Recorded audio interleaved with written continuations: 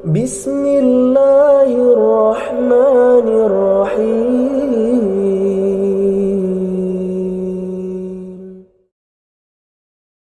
بسم الله الرحمن الرحيم. السلام عليكم ورحمة الله وبركاته.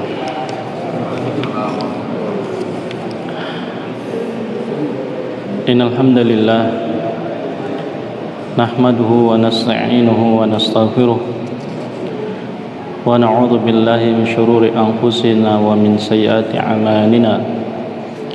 من يهده الله فلا مضل له ومن يضلل فلا هادي له.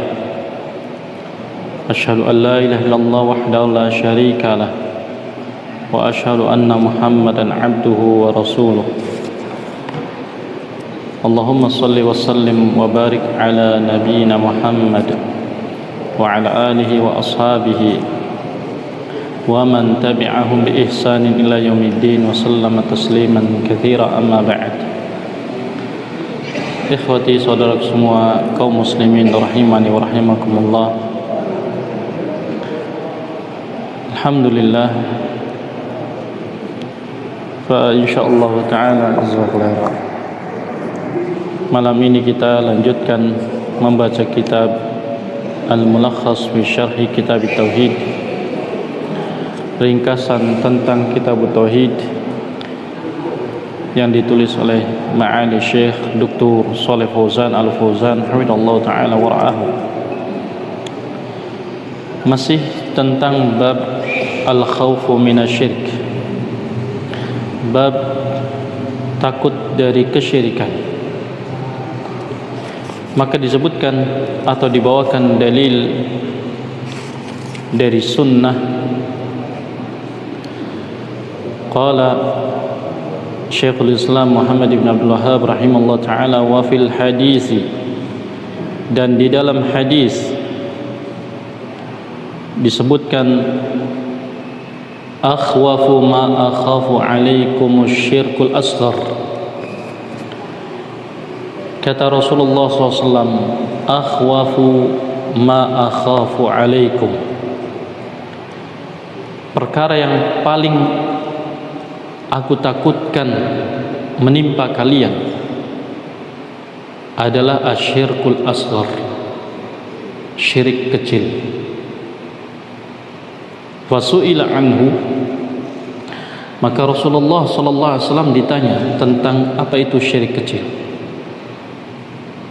Yang dimaksud dengan syirik kecil ini apa?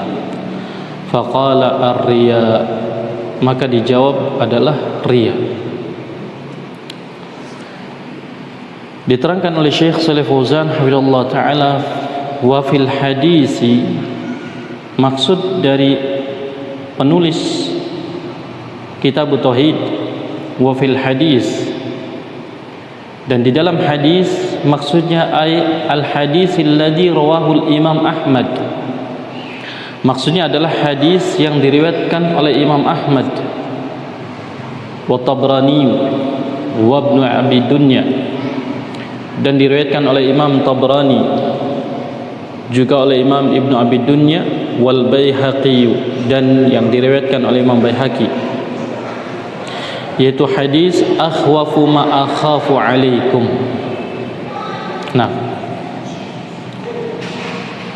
maka apa yang dimaksud dengan akhwafu ma akhafu alaikum? Yang paling aku takutkan menimpa kalian, kata Rasul, ay asyaddu khawfan akhafuhu alaikum. Akhwafu dengan isim tafdhil maknanya adalah asyaddu khawfan, yang sangat-sangat ditakutkan. Akhafuhu alaikum, yang aku takutkan itu menimpa kalian, menimpa para sahabat radhiyallahu anhum ajma'in. Subhanallah, bisa dibayangkan. Bahkan disebutkan di dalam sebuah riwayat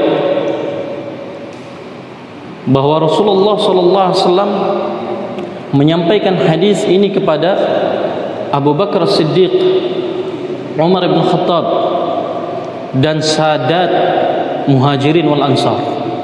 Subhanallah. Hadis ini disampaikan kepada Abu Bakar As-Siddiq, afdalun nas ba'da nabiyina Muhammadin sallallahu alaihi wasallam. Disampaikan kepada Umar, orang yang paling mulia setelah Abu Bakar Siddiq radhiyallahu anhu. Bahkan disampaikan kepada Sadatul Muhajirin wal Ansar, para pembesar Muhajirin dan Ansar, yang tentunya kita tidak meragukan tentang apa? Keimanan mereka, ya, keikhlasan mereka dalam ibadah. Tetapi Rasulullah sallallahu alaihi wasallam menyatakan, akhwafu ma akhafu alaikum, perkara yang sangat aku takutkan menimpa kalian. Subhanallah. Kepada Abu Bakar As-Siddiq yang tidak ada satupun yang meragukannya. Di saat semua orang belum beriman kepada Rasulullah SAW, Abu Bakar sudah menyatakan beriman kepada Rasulullah SAW. Ya. Dan tidak ada yang meragukan tentang keimanan Umar ibn Khattab radhiyallahu anhu. Dengan sedemikian pembelaannya terhadap Islam, dan tidak ada yang meragukan tentang keimanan Sadatul Muhajirin wal Ansar, para tokoh Muhajirin dan Ansar. Ya.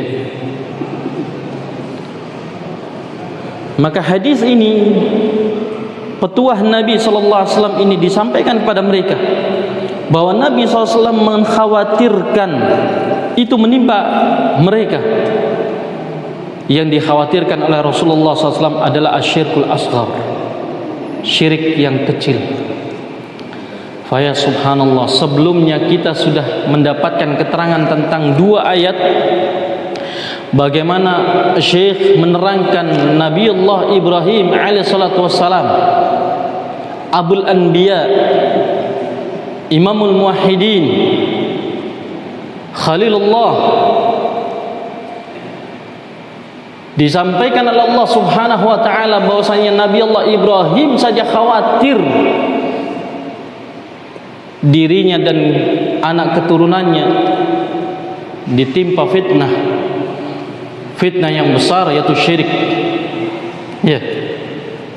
Sehingga Nabi Allah Ibrahim berdoa, wajnubni wa baniya an na'budal asnam. Bayangkan Nabi Allah Ibrahim alaihissalatu wassalam, Abul Anbiya.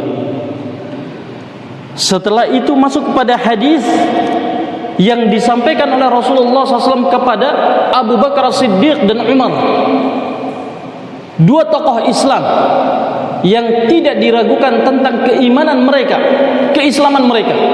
Tetapi Rasulullah SAW mengkhawatirkan syirkul asghar ini menimpa mereka.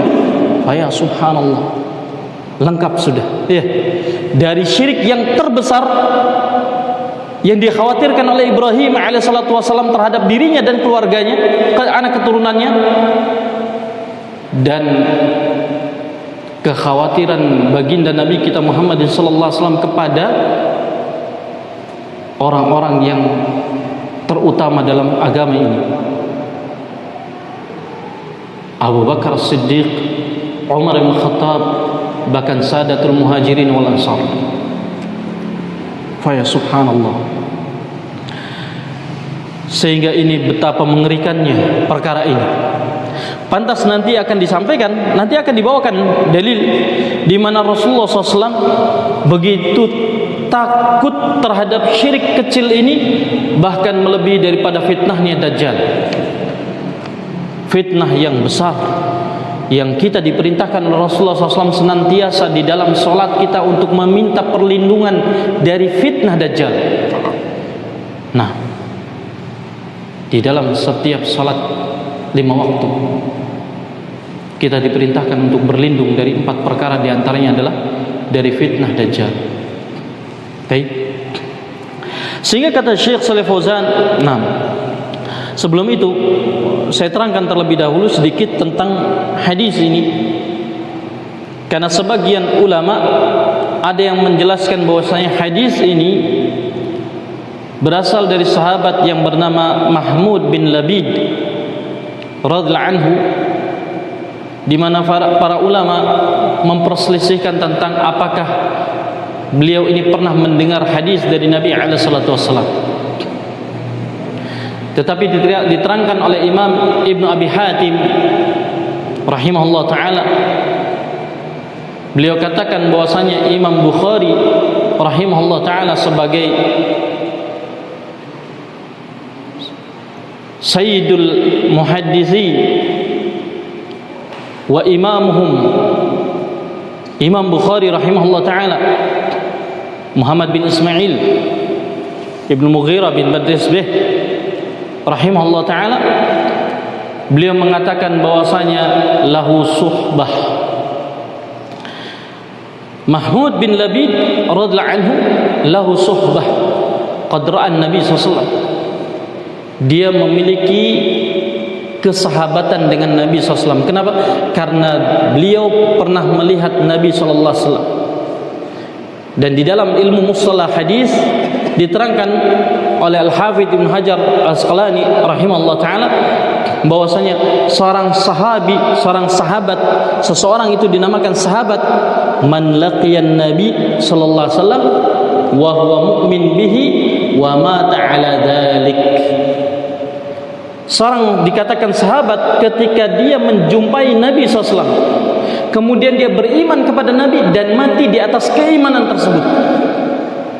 Ya, 3 syarat ini harus dipenuhi. Berjumpa dengan Nabi SAW, kemudian dia beriman kepada Nabi. Tidak hanya berjumpa, terkadang ada orang yang berjumpa dengan Nabi tetapi apa? Belum beriman, dan berimannya setelah Nabi wafat, maka tidak dikatakan apa? Tidak dikatakan sahabat, tetapi ini muhadram. Ya. Dia berjumpa dengan Nabi SAW, kemudian beriman kepada Nabi SAW, dan wafat mati dalam keadaan beriman kepada Nabi. Syarat yang ketiga, maka dia dikatakan sebagai sahabat. Maka Mahmud bin Labid radhiyallahu anhu, beliau melihat Nabi dan beriman kepadanya. Hanya saja bisa menyampaikan riwayat ini, tentunya kata para ulama, yang demikian tidak mengapa. Kalaupun misalkan seorang sahabat belum pernah mendengar dari Nabi SAW, bisa jadi dia mendengar dari sahabat yang lainnya. Karena hadis ini apa? Disampaikan oleh Rasulullah SAW kepada tadi Abu Bakar Siddiq, Umar bin Khattab, di hadapan Abu Bakar Siddiq, Umar bin Khattab, dan Sadatul Muhajirin wal Ansar. Subhanallah. Taib. Dan para ulama sepakat mengatakan bahasanya kullu sahabah udul. Setiap sahabat itu adil, terpercaya. Sekalipun kita tidak mengetahui namanya. Mungkin kita tidak tahu namanya, misalkan namanya Abu Sa'id Al-Khudri, tidak mengetahui namanya Abu Hurairah, tidak mengetahui namanya Abu Bakar Siddiq. Ketidaktahuan kita tentang nama mereka ini la yadur, tidak memudaratkan hadis. Nah, oleh karenanya ketika Imam Bukhari rahimahullah taala mengatakan bahwasanya Mahmud bin Labid ini adalah suhbah, dirajihkan oleh Al-Hafidz Ibnu Hajar Al-Asqalani bahwasanya beliau adalah sahabat. Nah, demikian juga dirajihkan oleh Imam Ibnu Abdul Bar rahimahullah taala. Nah, qala hafizallahu taala al-ma'na al-ijmali lil hadis. Sekarang kata Syekh Shalih Fauzan hafizallahu taala, makna secara global hadis ini, qala li kamali syafaqatihi sallallahu alaihi wasallam wa rahmatihi bi ummatihi,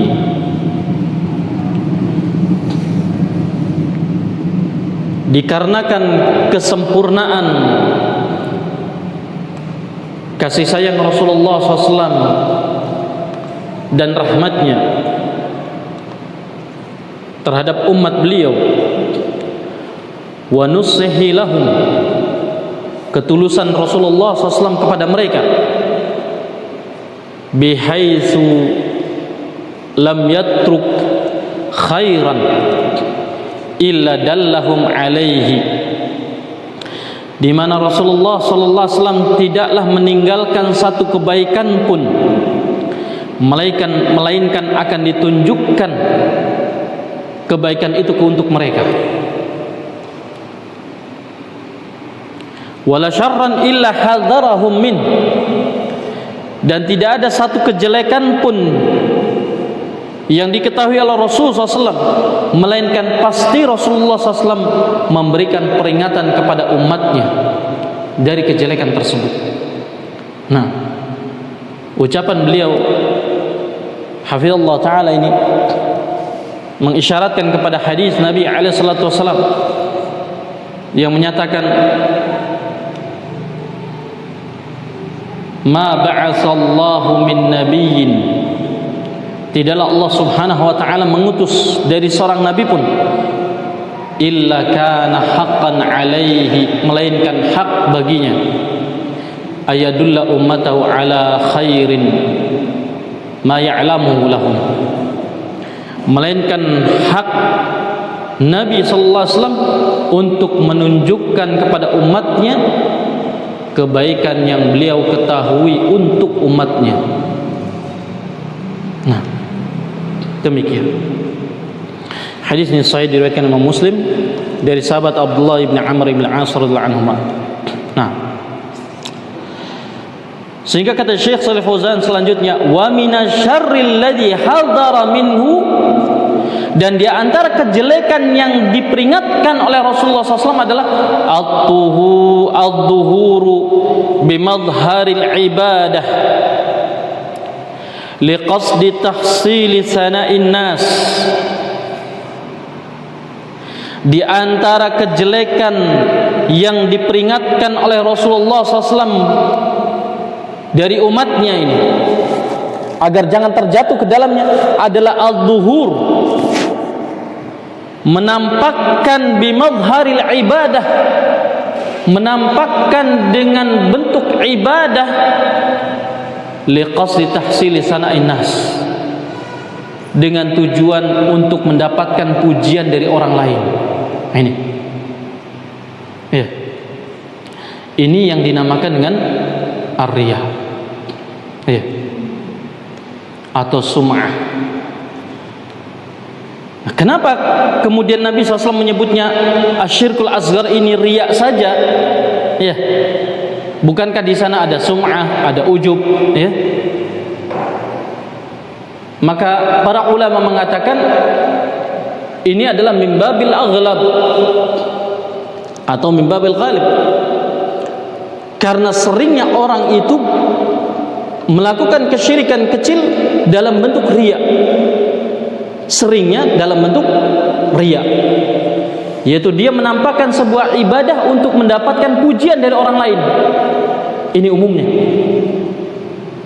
keumumannya orang terjatuh ke dalam riya ya, sehingga oleh Nabi SAW disebutnya dengan riya. Nah, sehingga kata Syekh Shalih Fauzan hafizallahu ta'ala, bahaya kejelekan yang diperingatkan oleh Rasulullah SAW di sini adalah al-dhuhur bi madharil ibadah liqasdi tahsili sana'in nas, menampakkan tampilan ibadah, sebuah bentuk ibadah untuk mendapatkan pujian orang lain ya. Karena riya itu kata para ulama ada dua macam, riyaul munafiq dan riyaul muslim. Riyanya munafik dan riyanya muslim. Riyanya munafik yang bagaimana? Sebagaimana disebutkan oleh Allah Subhanahu wa taala di dalam firman-Nya, yuraunan nasa wala yadhkuruna Allah illa qalila.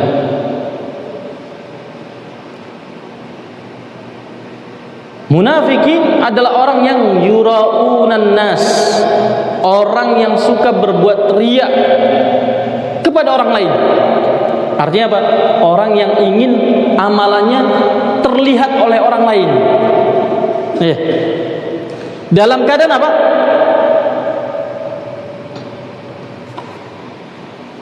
Dalam keadaan kalau mereka disebutkan sebelumnya wa idza qamu kusala yura'unan nasa wa la yadhkurunallaha illa qalila. Dalam keadaan mereka kalau diperintahkan untuk menegakkan salat, maka mereka tidaklah menegakkan salat illa kusala, melainkan apa? Malas-malasan. Ya. Oleh karenanya kata Nabi alaihi salatu wasallam apa? Afqalus salawat 'alal munafiqin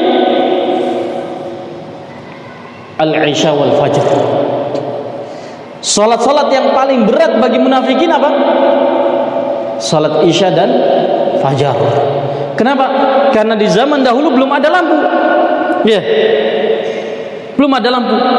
Dan tidak dibenarkan untuk kita meletakkan api di depan kita ketika kita sholat. Ya. Kenapa? Karena ini ibadahnya Majusi. Ya. Jadi kalau seandainya kita mati lampu, tidak memiliki penerangan, jangan kita letakkan api di depan kita ketika kita sholat. Ya. Letakkan di belakang atau jauh dari kita. Nah, tidak di depan kita. Sehingga ketika kita ruku, kita sujud tidak menghadap kepada api. Nah, kenapa salat Isya dan salat Fajar ini paling berat? Karena munafikin tadi yura'unan nas, inginnya dilihat oleh orang lain. Ya. Karena kata riya itu diambil dari kata apa? Ra'a, yura. Ya. Dari sewazan dengan qatala yuqatilu, yura'i. Ya. Kemudian riya'an, qitalan. Baik. Ini. Oleh karenanya dua salat ini yang paling berat. Kenapa? Karena tidak ada pencahayaan. Ketika tidak ada pencahayaan dan biasanya kebiasaan Nabi alaihi salatu wasallam, wa min sunnatin Nabi sallallahu alaihi wasallam, dan di antara sunnah Nabi sallallahu alaihi wasallam ketika mengimami, beliau yansarif, berpaling tubuhnya ila al-ma'mumin, ya, memalingkan tubuhnya menghadap ke makmum. Maka Rasulullah SAW akan melihat siapa yang hadir di saat itu, siapa yang tidak hadir. Kalau sholatnya duhur, asar, maghrib, masih terlihat wajah-wajah mereka, iya. Nah, ini fulan ada, fulan ada, fulan ada. Karena yang tidak ke masjid berarti apa? Munafik. Iya. Sehingga ketika sholat Isya dan Fajar di saat mereka tidak bisa melihat, apa buktinya? Buktinya adalah hadis-hadis tentang sholat subuh, di mana mereka para sahabat mengisahkan bahwasanya mereka sholat itu bighalasin. Apa bighalasin?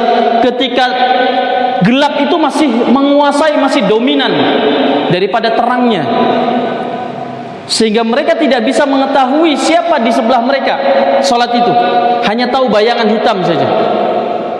Nanti dan ketika Rasulullah SAW selesai, barulah dari situ mereka akan mengetahui siapa fulan-fulan di sebelahnya. Demikian salatnya Rasulullah SAW. Itu menunjukkan apa? Salat subuhnya Rasulullah SAW itu panjang. Karena dari masa gelap sampai masa di mana orang bisa melihat sebelahnya. Begitu. Baik. Nah, ini. Maka ini menjadi waktu yang sangat berat bagi mereka. Ya. Baik. Adapun riyanya muslim adalah ini. Dia menampakkan ibadah dalam rangka apa? Untuk mendapatkan pujian. Ya. Kalau munafikin menampakkan Islam dalam rangka apa? Untuk mengamankan darah dan harta serta kehormatan mereka. Begitu. Ya. Bukan untuk mendapatkan apa? Pujian, bukan. Tapi untuk apa? Melindungi darah mereka, harta mereka, kehormatan mereka.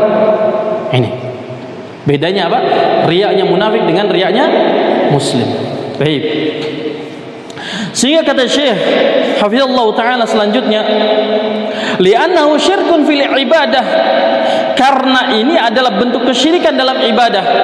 yaitu menampakkan ibadah untuk mendapatkan pujian orang lain.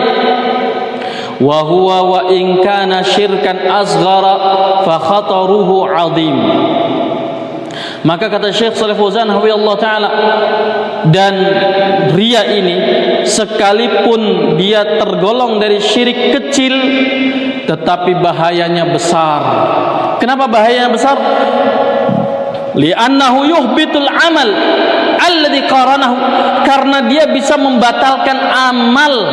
membatalkan amalannya yang dibarengi dengan riya.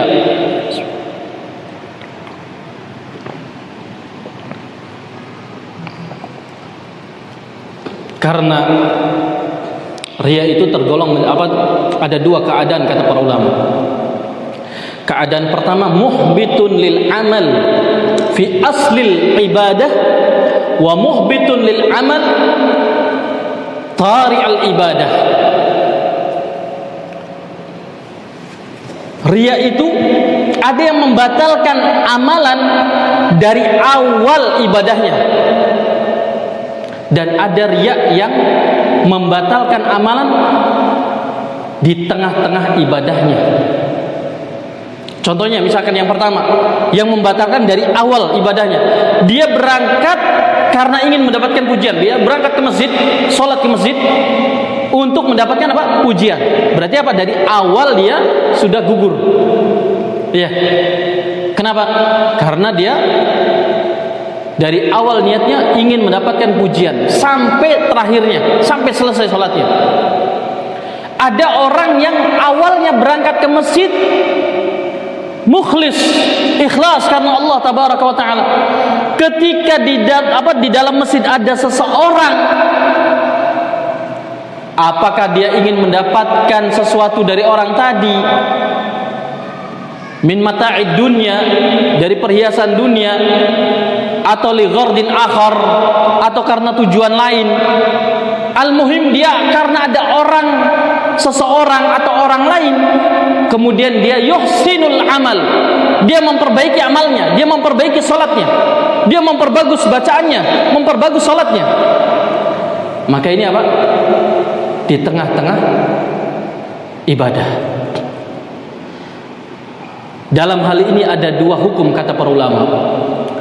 Kalau yang seperti ini, kalau dia yudafi', dia berusaha untuk menghempaskan, menghalau riyanya, sehingga dia menjadi orang yang mukhlis kembali, ikhlas kembali dalam beramal, maka selamat amalannya. Tapi kalau dia biarkan riyanya itu sampai menenggelamkan ibadahnya sampai terakhir, maka amalannya gugur. Nah, demikian. Dan kondisi yang kedua ini ada dua keadaan juga.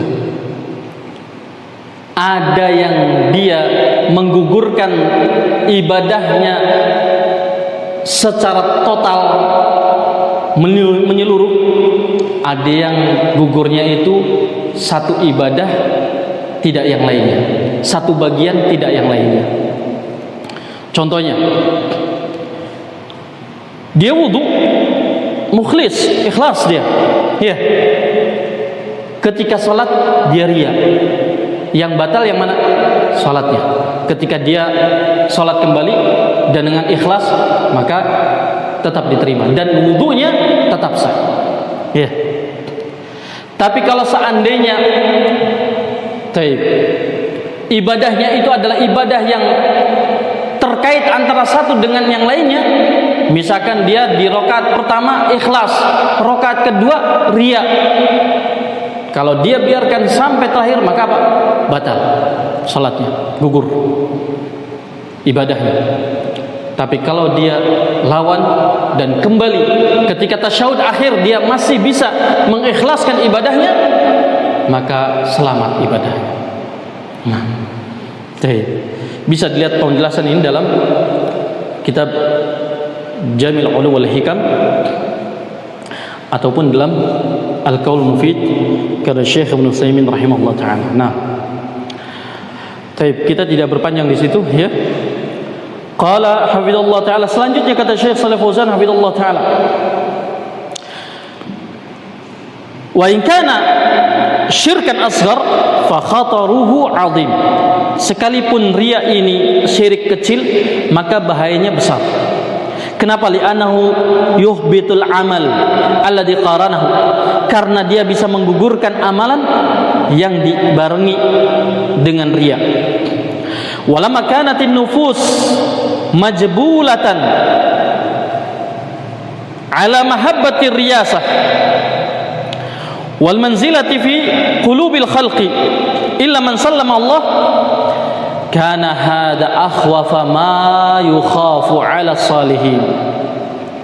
Kata Syekh Shalih Fauzan hafizallahu taala, ketika jiwa kita, jiwa manusia ini majbulah ala mahabbati riyasah, ya, jiwa manusia ini ditanamkan di dalamnya ada kecintaan kepada kepemimpinan, ingin jadi pemimpin, ingin dipandang oleh orang, ingin punya kedudukan manzilah fi qulubil khalq, punya kedudukan di hati manusia. Ya. Ini jiwa kita, jiwa manusia itu sudah ditanamkan demikian. Ditanamkan selalu ingin jadi pemimpin, selalu ingin punya kedudukan di mata orang lain. Hati-hati. Ya. Sehingga apa? Sehingga hawa nafsu ini akan terus bergejolak. Illa man sallamallah, illa man sallamahullah, kecuali yang diselamatkan Allah Subhanahu wa taala. Ya. Baik. Karena hada akhwafa ma yukhafu 'ala salihin. Jadilah riya ini perkara yang paling ditakutkan bagi orang-orang yang saleh. Kenapa dikhawatirkan bagi orang-orang saleh? Karena kalau syirkul akbar, kalau syirik besar, orang-orang saleh jauh dari syirik akbar. Iya. Karena mazahirnya jelas ya. Tampakannya jelas. Jalan-jalannya juga kelihatan. Untuk menyembah berhala secara langsung orang-orang saleh jauh. Iya. Tetapi untuk bisa meninggalkan riya, orang-orang saleh itu sulit. Karena Abdullah At-Tusturi. Siapa Abdullah At-Tusturi? Seorang tokoh. Iya. Tokoh dari Thariqatus Sufiyah. Yang dia punya kalam badi', ucapan yang indah, yang kalau beliau membuka daras semasjid besar, masjid jami' itu penuh sampai ke jalan. Tetapi beliau sendiri mengatakan perkara yang paling berat yang mayu'aliju bihil insan an-niyah, perkara yang paling berat yang bisa diobati oleh seorang insan itu adalah niatnya. Sampai-sampai beliau pernah ketika mau bicara, begitu melihat masjid itu penuh dengan orang seperti lautan, tertegun beliau, diam, ketakutan, sampai tidak bisa bicara. Dan ketika ditanya, kenapa? Bukankah engkau adalah fasih, orang yang fasih, orang yang pandai bicara, orang yang punya retorika yang bagus, ini dan itu.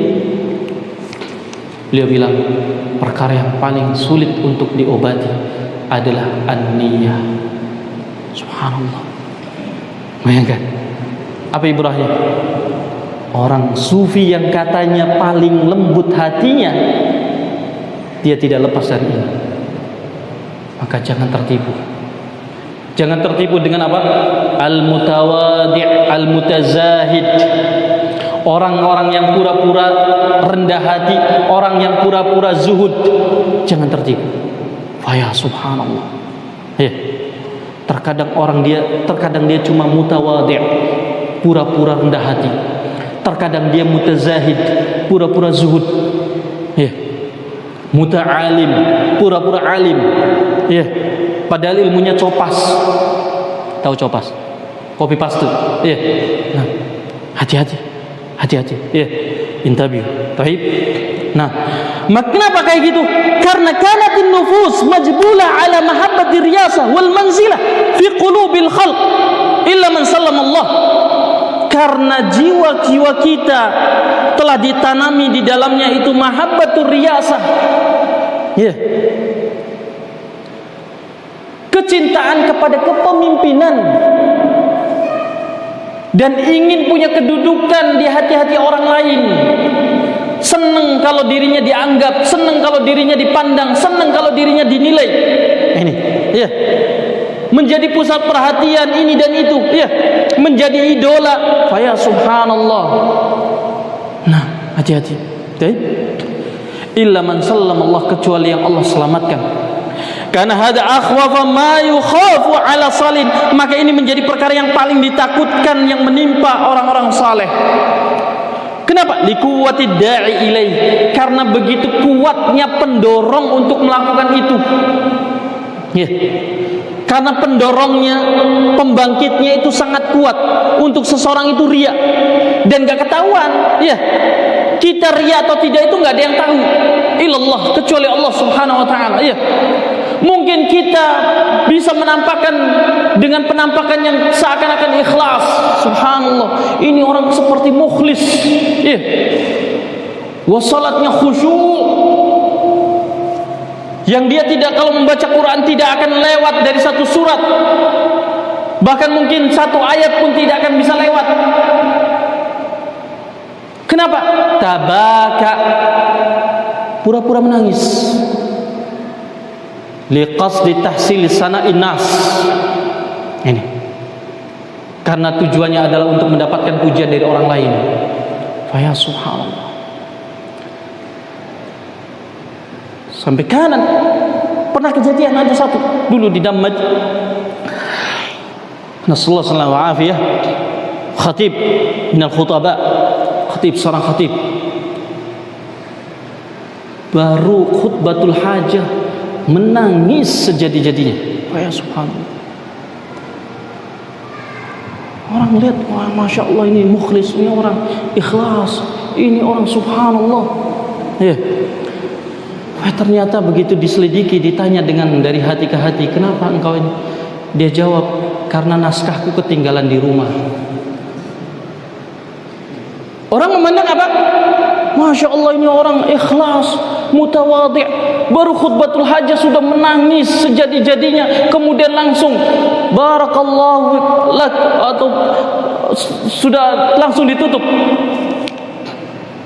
Ini berita sahih diberitakan oleh mudaris kita di sana. Ya. Faida bihi, ternyata yang terjadi apa? Naskahnya ketinggalan di rumah. Ya subhanallah. Orang melihatnya bagaimana? Enggak ketahuan. Ya, tidak terlihat. Enggak terlihat. Orang cuma melihat, masya Allah ini khatib, masya Allah, masya Allah. Semua terharu, ikut menangis dalam keadaan tidak ngerti nangisnya karena apa? Ya, enggak ngerti. Ya subhanallah. Hati-hati, tabi. Ya. Kenapa liquwati da'i ilaih? Begitu kuatnya pendorong pembangkit untuk kita riya. Bi khilafi da'i ila syirkil akbar, berbeda dengan pembangkit pendorong dari syirik akbar. Ya. Kalau pendorong pembangkit dari syirik akbar itu apa? Jelas kelihatan. Orang mau nyembah berhala langsung kelihatan, ya. Ini sosok wujudnya ada. Mau batu, mau pohon, mau kuburan, mau apa? Kelihatan. Ya, sahih. Nah, orang bisa menebak. Musyrik hada. Musyrik hada. Ya. Asyaraka billah. Nah, demikian. Tetapi kalau syirik asghar, khafi, ya, samar sekali. Sampai-sampai disebutkan oleh Nabi alaihi salatu wasallam apa? Akhfa min dabibin naml.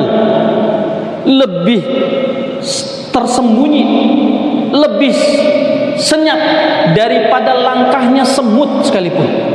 Ya subhanallah, kita belum pernah mendengar apa terompahnya semut dia bersuara kan? Belum pernah dengar ya. Nah, syirik kecil ini lebih dari itu. Ya subhanallah. Nah, fa innahu imma ma'dumun fi qulubil mu'minin al-kamilin wa imma dhaif. Kenapa? Karena pembangkit untuk melakukan syirik akbar ini kemungkinannya cuma dua. Imam ma'dum fi qulubil mu'minin, boleh jadi itu tidak ada di dalam hati-hati kaum mukminin yang kamilin, yang sempurna, yang imannya sempurna. Wa imma dhaif, atau ada kalanya lemah pembangkitnya itu. Ya.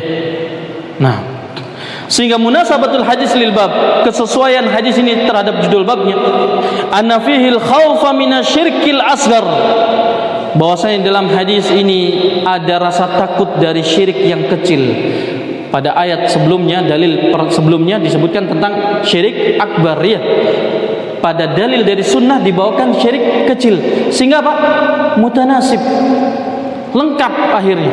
Ya, kita diperingatkan oleh penulis agar hati-hati dari syirik besar maupun kecil. Begitu ya. Jangan remehkan perkara yang kecil. La tuhqiranna saghiratan fa innal jibala minal hasa. Ya. Jangan sekali-kali meremehkan perkara yang kecil, karena gunung pun terbentuk dari kerikil yang kecil. Sahih. Nah, demikian. Gunung yang segitu besarnya dibandingkan dengan batu-batuan yang ada dalam perut gunung, lebih besar mana? Lebih besar gunung. Ya. Nah. Sehingga kata Syekh Shalih Fauzan, kama anna fil ayataini qablahu al-khawfa min asy-syirkil akbar wal babu syaminun lin naw'ain. Allahu akbar. Ini min diqqatil faham Syekh rahimahullah taala. Ya. Ini merupakan ketelitian dari pemahaman Syekh. Ya, pemahaman yang begitu dalam dari Syekh. Sebagaimana dalam dua ayat sebelumnya disebutkan tentang rasa takut dari syirik besar, maka pada bab ini, pada hadis ini mencakup dua bentuk kesyirikan tadi. Baik. Nah, ma yustafadu minal hadis, yang pertama syiddatul khauf minal wuqu' fi syirkil asghar wa dzalika min wajhain. Betapa besarnya ketakutan dari terjatuh dalam syirik yang kecil, dan ini dari dua sisi. Yang pertama, al-awwal anna Rasul takhawwafa min wuqu'ihi takhawufan syadidan, bahwasanya Rasul SAW begitu takut terjatuh ke dalam kesyirikan yang kecil ini dengan ketakutan yang sangat. Asani, yang kedua, anna Rasulullah takhawwafa min wuqu'ihi fi salihin al-kamilin, beliau begitu mengkhawatirkan terjatuhnya pada diri orang-orang saleh yang sempurna keimanannya terjatuh dalam syirik yang kecil ini. Faman dunahum min babi aula, maka orang-orang yang selain dari mereka, selain dari orang-orang saleh, maka tentunya lebih utama. Baik. Nah, insyaallah masuk salat Isya, ya. Kita azan dulu, fa insyaallah nanti kita nukmil ba'dal azan insyaallah taala. Baik. Bismillahirrahmanirrahim. Baik. Kemudian ma yustafadu minal hadis, yang kedua, syiddatu safaqati sallam ala ummatihi wa hirsihi ala hidayatihim wa nusihi lahum. Betapa besarnya kasih sayang Rasulullah SAW kepada umatnya dan semangatnya beliau untuk memberikan hidayah, petunjuk kepada mereka, dan ketulusan beliau dalam memberikan petunjuk kepada mereka. Asalis, yang ketiga, anna syirka yanqasimu ila akbara wa asghara, bahwasanya kesyirikan itu terbagi menjadi besar dan kecil. Fal akbaru huwa ayusawiya ghairallahi billah fima huwa min khasaisillah. Syirik yang besar itu adalah menyetarakan selain Allah dengan Allah dalam perkara yang itu merupakan kekhususan bagi Allah. Wal asghar, sedangkan syirik yang kecil adalah huwa ma ata fin nusus annahu syirkun, yaitu apa yang dibawakan di dalam nas-nas, dalil-dalil bahwasanya dia adalah syirik. Walam yasil ila haddil akbar, tetapi tidak sampai kepada batasan syirik besar. Dan ini definisi yang paling kompleks, yang paling bagus yang dibawakan oleh Syekh Shalih Fauzan hafizahullah taala tentang asyirkul asghar, ya. Nah, ini semua yang dikatakan dalam nas sebagai kesyirikan yang tidak sampai kepada syirik akbar itu adalah syirik asghar. Begitu.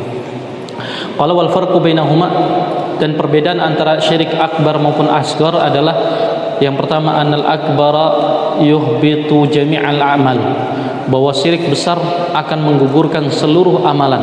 Wal asghar yuhbitul amal ladzi qaranahu, sedangkan yang asghar hanya akan menggugurkan amalan yang dibarengi dengan kesyirikan, dengan riya, dengan syirik asghar. Yang annal akbar yukhallidu sahibahu finnar, bahwa syirik besar akan mengekalkan pelakunya di dalam neraka. Wal asghar la yujibul khuluda finnar, sedangkan syirik kecil tidak menyebabkan kekal di dalam neraka. Yang terakhir, annal akbar yanqulu 'anil millah. Annal akbar yanqilu 'anil millah wal asghar la yanqil 'anil millah, bahwasanya yang akbar akan mengeluarkan pelakunya dari agama, sedangkan syirik asghar tidak sampai mengeluarkan pelakunya dari agama. Taib. Ini semua adalah pelajaran yang bisa kita ambil dari hadis tersebut. Wallahu a'lam bishawab. Wal 'afwu minkum la taqsir. Barangkali ada yang mau ditanyakan atau kurang difahami, fadhal, silahkan. Nah. Baik.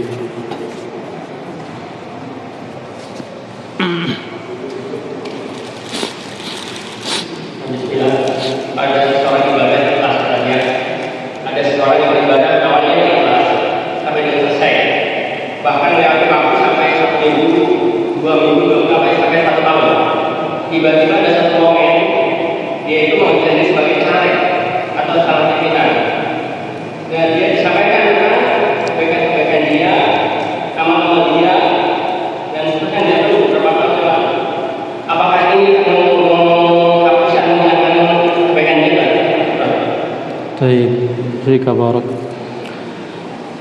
kalau dari awal dia ibadah ikhlas niatnya karena Allah Subhanahu wa taala, maka akan diterima amalannya.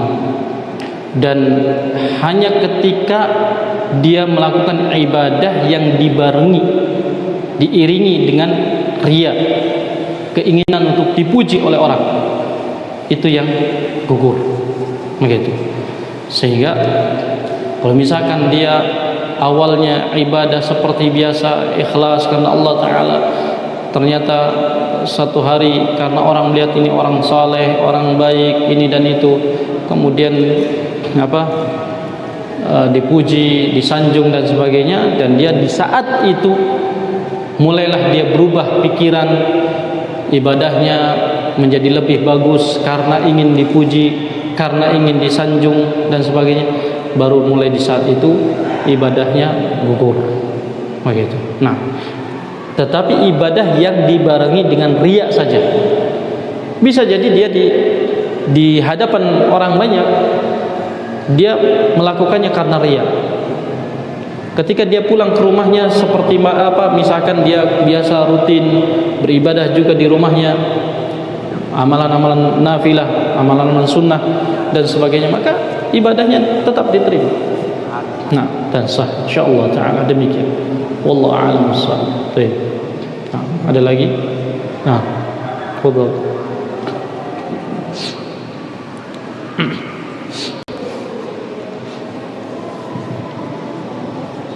Assalamualaikum warahmatullahi wabarakatuh. Waalaikumsalam warahmatullahi wabarakatuh. Apakah benar apabila seseorang membatalkan suatu kebaikan atau ibadah karena takut dia, misalnya bersedekah akhirnya nggak jadi dia karena takut dipuji, apakah itu benar maksud dia membatalkan suatu kebaikan karena takut dipuji? Baik. Para ulama mengatakan orang yang meninggalkan amalan karena takut dipuji, maka dia jatuh pada syirik. Nah, dia jatuh pada kesyirikan. Kenapa? Karena dia meninggalkan amalan karena seseorang. Nah, tapi kalau dia mengerjakan sesuatu amalan karena ingin dipuji, maka dia riya. Nah, demikian. Hanya saja apakah di situ syiriknya syirik akbar atau asghar, maka dilihat dari i'tiqadnya, keyakinannya, dilihat dari keyakinannya. Nah, sehingga kalau seandainya dia meninggalkan satu amalan karena berkeyakinan bahwasanya akan memberikan manfaat atau mudarat, maka ini bisa jatuh pada syirik akbar, wallahu a'lam. Nah, tapi kalau dia misalkan tidak memiliki keyakinan itu, hanya dia meninggalkan amalan karena seseorang, dia sudah mau salat sunnah misalkan, tetapi kemudian ada orang, kemudian dia sembunyikan. Nah, maka ini bisa jatuh pada kesyirikan. Nah, walaupun sebagian ulama menyebutkan bahwasanya hendaknya kita menyembunyikan amalan-amalan sunnah kita, ya, tetapi yang dimaukan adalah menyembunyikan dari awal, bukan dengan mengurungkan niat atau mengurungkan amalan, bukan kemudian meninggalkan amalan. Tapi memang dari awal kita niatkan untuk menyembunyikan amalan kita. Misalkan kita sedekah secara sembunyi, dari awal kita sudah sedekah sembunyi-sembunyi, ya. Atau kita ingin sholat sunnah, dari awal kita sudah berupaya untuk tidak diketahui oleh orang lain. Tapi ketika diketahui oleh orang lain, jangan kemudian ditinggalkan. Nah, demikian, ya. Itu yang diinginkan. Wallahu a'lam bishawab. Nah, demikian. Wallahu a'lam bishawab. Ada lagi yang lain? Nah.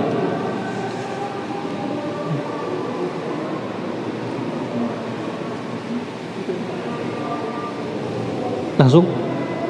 Atau sudah waktu masuk?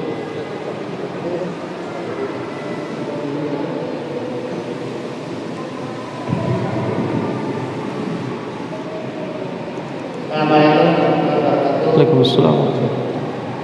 Ustaz, ini misalnya orang melakukan syirik apa sebelum amalan ibadah dari awal, apa dalam tempat orangnya tidak syirik lagi, apa amalan sebelum syiriknya itu sudah dihitung sebagai amalan yang sah, apa dari awal sudah dihitung sebagai gugur amalannya. Nah, tadi sebutkan bahwa seorang ketika berbuat riya itu terbagi menjadi dua, ya. Ada yang di awal dia ibadah atau di tengah-tengah ibadahnya. Ketika di awal ibadahnya sampai selesainya dia riya, maka gugur amalannya, ya. Jadi kalau masih dari awal dia sudah riya sampai terakhir selesai ibadahnya dia tetap riya, maka ini gugur dari awal, tidak ada nilai ibadahnya. Tetapi kewajibannya dia terpenuhi, ya. Hanya bara'atul dhimmah, hanya bara'atul dhimmah, artinya tanggung jawab dia sudah tidak ada, begitu. Tapi nilai ibadahnya tidak ada. Misalkan sholat, dia dari awal sholat riya sampai salam dia riya, maka amalannya gugur. Tetapi kewajibannya sudah dia tunaikan, begitu, ya. Tapi kalau misalkan dia riyanya misalkan di rakaat kedua atau rakaat ketiga atau rakaat keempat, ya, dan dia biarkan sampai terakhir, maka apa? Kata Syekh Ibnu Utsaimin rahimahullah taala, kalau amalannya adalah seperti ini, maka gugur semuanya. Kenapa? Karena rakaat kedua dalam sholat bagian dari sholat, ya. Tamam? Rakaat ketiga bagian dari sholat, rakaat keempat juga bagian dari sholat, maka gugur semua. Tapi kalau itu tidak termasuk, misalkan dia sholat sunnah, dia sholat rakaat, 2 rakaat ikhlas, salam, kemudian dia bangkit lagi sholat untuk kedua kali, dan kedua kalinya ternyata riya, maka apa? Yang 2 rakaat pertama dia mendapatkan pahala, 2 rakaat terakhir dia gugur pahalanya. Bisa difahami insyaallah, ya. Baik, demikian. Wallahu a'lam. Baik, naktafi bihadzal qadar. Ini sudah dekat lagi. Kita coba sampai sini. Subhanakallahumma wa bihamdik, asyhadu an la ilaha illa anta astaghfiruka wa atubu ilaik. Wassalamualaikum warahmatullahi wabarakatuh.